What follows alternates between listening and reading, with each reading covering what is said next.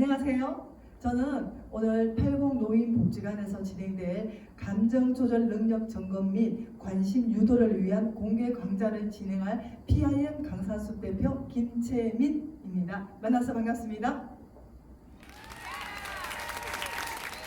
네, 지금 저는 오늘 마음 열기부터 시작해서 총 6가지로 프로그램을 진행할 예정이고요. 지금부터 한번 진행해 보도록 하겠습니다. 먼저 제가 강의하는 특징이 하나 있는데요. 저랑 함께 긍정 훈련하는 마음으로 마음 열기부터 진행하고 시작하겠습니다. 제가 어떤 질문을 하고요. 지금부터 박수 2번 시작 하면 다 같이 박수 치시면서 맞다 맞다라고만 외쳐주시면 됩니다. 자, 오늘이 내 인생의 가장 젊은 날 맞습니까? 박수 2번 시작! 맞다 맞다. 네, 잘하셨습니다. 그렇게 하시면 되겠습니다. 자, 오늘이 내 인생의 가장 행복한 날 맞나요? 박수 2번 시작! 맞다 맞다. 네, 감사합니다. 또 오늘이 내 인생에서 가장 즐거운 날이라고 생각합니다. 박수 2번 시작! 네, 맞다 맞다. 그렇죠? 저는 오늘 우리 어머님 아버님들께 정말 지금 현재 내 인생이 가장 행복하고요, 가장 즐겁고 가장 신나는 그런 황혼의 청춘을 보내시라는 의미에서 이렇게 오늘이 내 인생에 가장 행복하고요, 가장 즐겁고 가장 감사한 그런 날로 사셨으면 좋겠다는 의미에서 마음 열기를 하였습니다. 지금부터 본격적으로 프로그램에 대해서 왜 저희가 오늘 이 프로그램을 하게 되었는지 그거에 대해서 말씀 좀 드리도록 하겠습니다. 저희가 작년에 다정다감 프로그램을 진행했던 건 아마 아실 거예요. 그때 1차 사업에서 호응이 좋았고요. 또 거기서 좀 더 업그레이드해서 좀 더 나은 프로그램을 2022년도에는 아마 진행이 될 것 같습니다. 이 프로그램이 왜 필요한지는요. 노인은 생물학적 측면에서 퇴화기에 있다고 합니다. 심리적 측면에서 정신기능이라든지 성격이 변화가 되고요. 그 또한 사회적인 측면에서 지위와 역할, 관계가 축소되기 때문에 아마도 지금 현재 우리 어른들이 겪고 계시는 그런 문제들을 한번 짚어보는 그런 시간이 될 것 같습니다. 이런 노인의 특성들로 인해서 노인들은 신체 노화에 따른 어려움이라든지 인지 능력 저하로 인해 가지고 또 치매라든지 이런 부분에 노출되는 경향이 많습니다. 또한 우울, 스트레스 등 심리 문제의 어려움, 사회 부적응, 사회적 지지 체계 축소 등 사회적 관계의 어려움을 겪게 되고 이런 여러 가지 상실감이 분노의 큰 원인이 된다고 봅니다. 네, 사업의 필요성에서 첫 번째, 마음속 시한 폭탄이 증가하는 고령 범죄의 심각성에 대해서 우리가 이야기를 할 것이고요. 두 번째, 감정 조절 능력 저하로 지역사회 내 만연한 분노 표출 앵그리 올드라고 합니다. 앵그리 올드에 대해서도 이야기 나눌 것이고요. 세 번째, 심각성에 대한 인식 부족으로 사각지대에 놓인 노인의 감정 조절에 대해서도 이야기를 하겠습니다. 네 번째, 1차 년도 사업의 효과성 검증과 개선점을 기반으로 한 2차 년도 사업의 효과성 확대 부분에 대해서 이 사업이 꼭 필요하다고 말씀드릴 수 있겠습니다. 이러한 다양한 경험들을 통해서 스트레스라든지 불안, 사회적 지지 약화 등으로 저하된 노인의 감정 조절 능력을 향상시키고 내적, 외적 자원을 강화함으로써 감정 조절 능력 저하로 인한 어려움을 겪는 어르신들이 건강한 감정 표현과 소통을 할 수 있도록 적극적으로 지원하고자 합니다. 그렇다면 노인의 특성에 대해서 한번 이야기 드리겠습니다.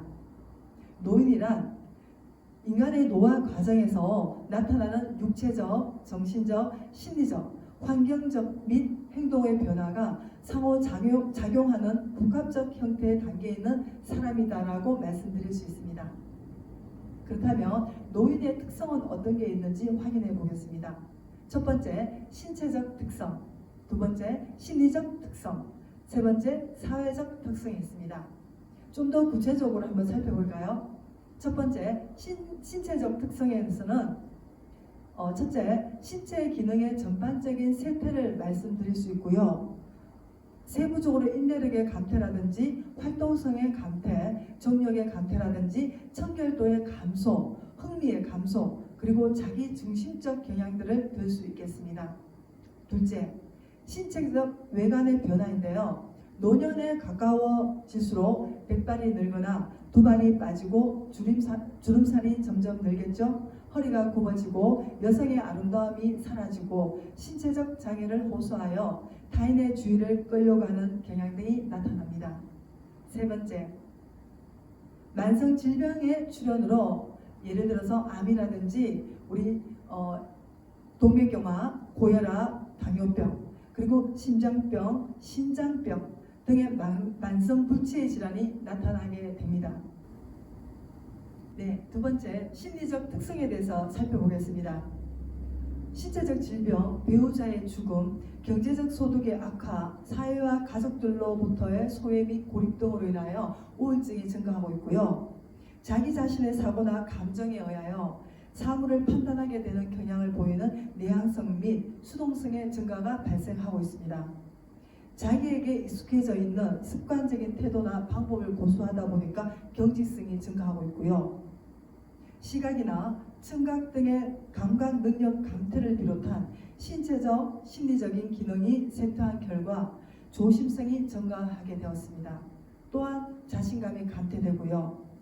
지나온 생에 대한 회상으로 회상의 경향도 강하게 나타나고 있습니다. 노년기에 대한 적응에 어려움을 겪고 있는 노인의 경우는 생애의 시간이 얼마 남지 않았다는 사실에 조급한 마음으로 자신이 나이를 부정하고 과도하게 미래지향적으로 되는 경향을 보이는 시간 전망의 변화 또한 보이고 있습니다. 네, 세 번째, 사회적 특성 살펴보겠습니다. 노년기에 접어들면 사회체제 내에서의 소외와 고립의 증가, 수입의 감소, 이에 따른 의존성의 증가, 사기의 저하 등의 사회적 손실을 입게 됩니다.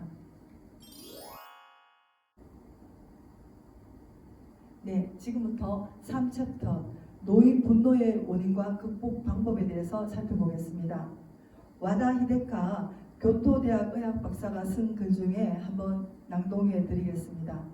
젊은 시절에는 그런 적이 없었는데 나이가 들면서 부정적인 감정 폭발이 점점 심해지면 짜증이 일상으로 자리 잡게 되어 무슨 일에도 신경질을 내고 나아가 지속되면 병적인 상태가 된다. 게다가 폭언을 내뱉거나 심할 때는 폭력을 휘두르기까지 한다. 소위 말하는 폭주 노인인데 70대에 많이 보인다고 한다.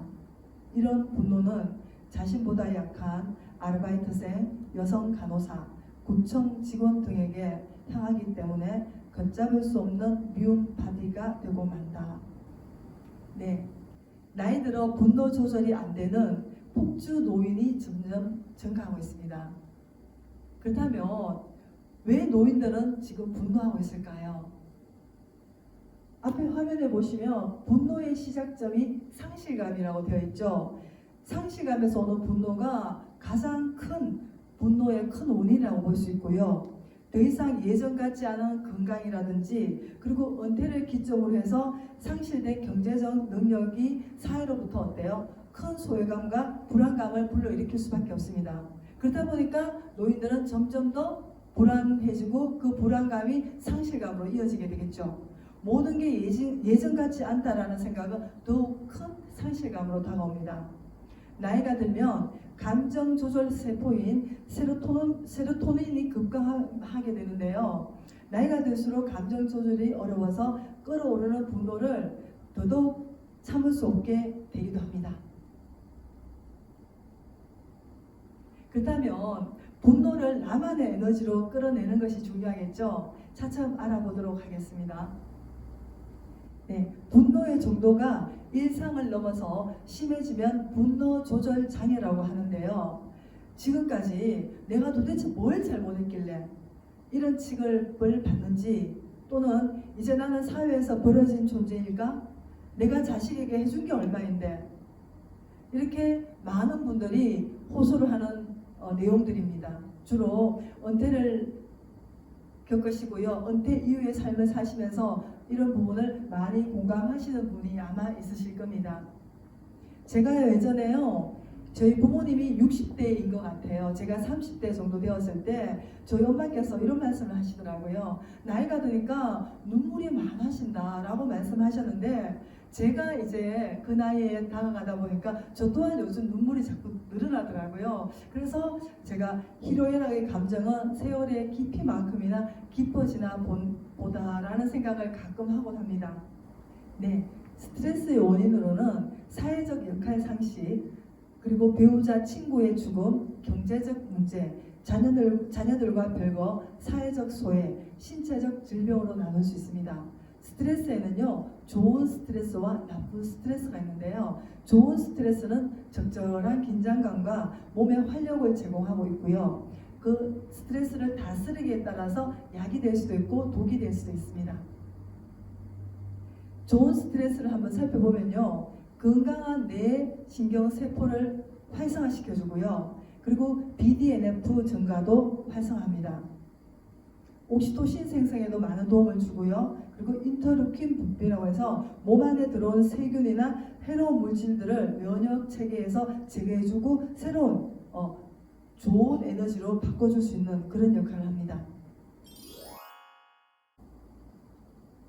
네, 지금부터 4챕터 감정 조절 능력 및 분노 포출에 대한 자가 검진을 한번 해볼 텐데요. 스트레스 체크리스트를 한번 해보셨는지 모르겠네요. 기회가 된다면 이런 활동지가 많습니다. 그래서 스트레스 체크리스트를 한번 해보시고요. 내가 평소에 얼마만큼 감정 조절을 잘하고 계시는지 또는 감정 조절이 잘 안 되는지 한번 검진해보는 것도 좋을 것 같습니다. 우리가 평소에 분노를 다스리는 시간을 우리는 6초라고 말씀을 많이 하고 있거든요. 그 6초간의 시간이 길다면 길수도 있고요. 짧다면 짧다라고 이야기 드릴 수도 있는데요. 6초 동안은 냉정하게 생각하기, 심호흡하기, 입장 바꿔 생각하기 이렇게 나눌 수 있고요. 충동적으로 올라오는 분노도 6초만 참으면 다시 이성적 판단을 할 수 있게 된다고 합니다. 혹은 6초를 참기가 힘드시다면 물 마시기도 제가 권해드리고 싶고요. 그리고 분노의 위기를 넘기고 건강하게 화내는 습관도 한번 들여보시면 좋을 것 같습니다. 이성을 되찾은 뒤 상황을 분석하여 잘잘못을 가려도 늦지 않다라고 저는 생각합니다. 자, 그렇다면 스트레스 다스리기는 어떤 것들이 있는지 제가 몇 가지 방법들을 제시해 드릴 텐데요. 첫 번째 저는 478 호흡법을 알려드리고 싶습니다. 이 호흡법은요, 앤드루 와일 박사의 호흡법이라고 할 수 있는데요. 첫 번째, 입을 다문 상태에서 코로 4초간 천천히 숨을 깊게 들여 마십니다. 그런 다음에 7초간 숨을 잠시 멈추는데요. 7초간 멈춘 이후에 입으로 8초간 천천히 숨을 내뱉으시면 됩니다. 이 과정을 총 3번 반복하게 되면은 격정적인 이런 감정들이 해소되는데 많이 도움이 될 것입니다. 그리고 또 한 가지 방법은요. 서로 칭찬해주기, 이런 방법도 저는 권해드리고 싶어요. 혹은 음악 듣기라든가 노래 부르기, 그리고 목욕하기, 가벼운 간식 드시는 것도 저는 추천해드리고 싶습니다. 제가 오늘 한 가지 방법을 제가 또 말씀드린다면 나만의 화분 만들기를 제가 오늘 같이 한번 만들어 볼 텐데요. 저는 주로 환경을 생각하다 보니까 버려진 폐 재활용품을 가지고 많이 만들고 있습니다. 지금부터 화분을 저와 같이 한번 만들어 보도록 하겠습니다.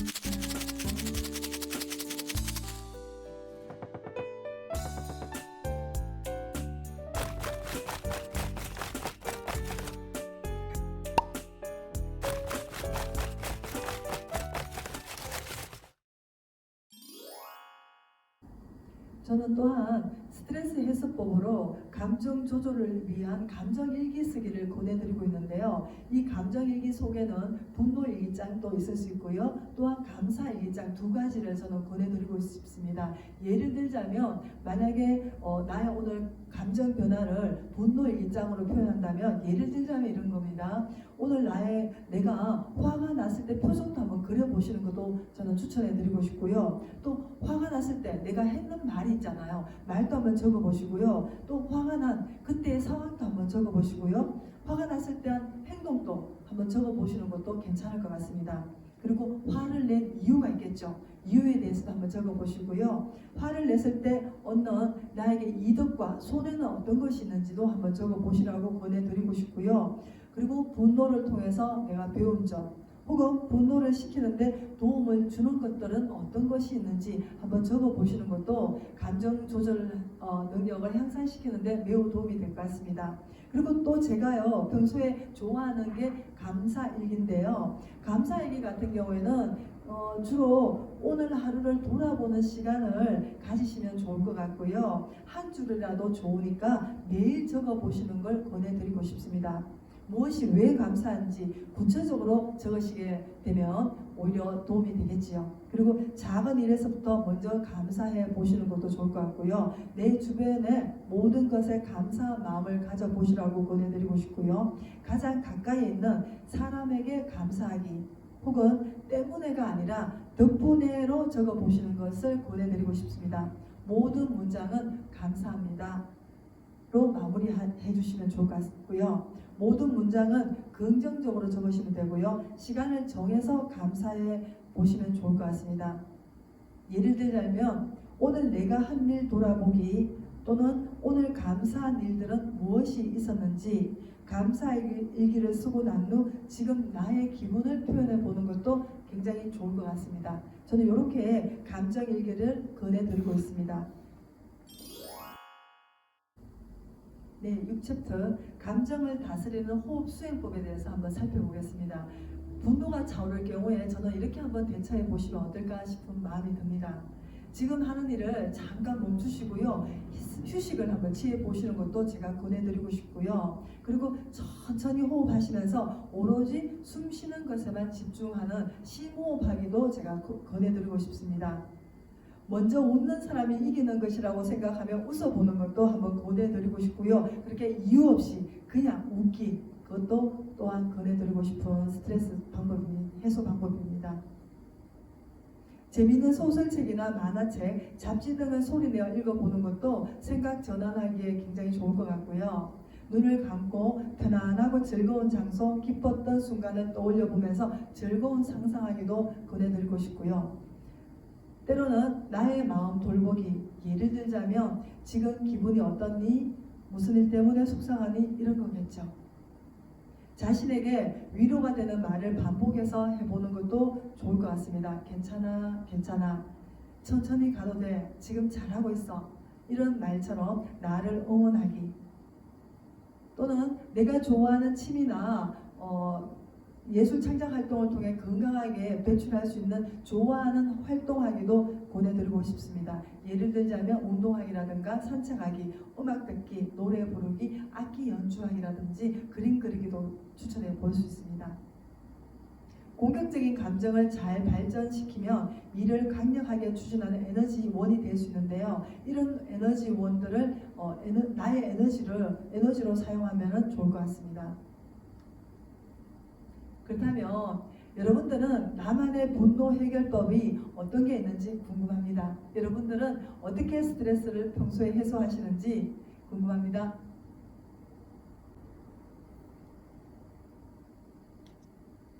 네, 감정을 다스리는 방법 중에 저는 오늘 호흡 수행법과 자기 용서 명상 두 가지 영상을 소개해 드릴 텐데요. 제가 링크를 공유해 드릴 테니까 관심 있는 분들은 함께 체험해 보시면 좋을 것 같습니다. 자, 우리의 뇌는 내가 생각하고 말하고 행동하는 그대로 되도록 한다라는 말이 있습니다. 여러분들은 평소에 어떤 마음으로 살고 계시는지 궁금한데요. 평소에 이런 분이 있어요. 어떤 분은 늘 긍정적이고 늘 2명, 3명 모이시면은 서로 이해해주고요, 서로 보듬어주시고 서로 아껴주시는 분이 있는 반면에 또 어떤 부류에서는 2명, 3명만 모이시면 서로 어때요? 남을 험담하거나 이간질하거나 그런 분들의 집단이 있기도 합니다.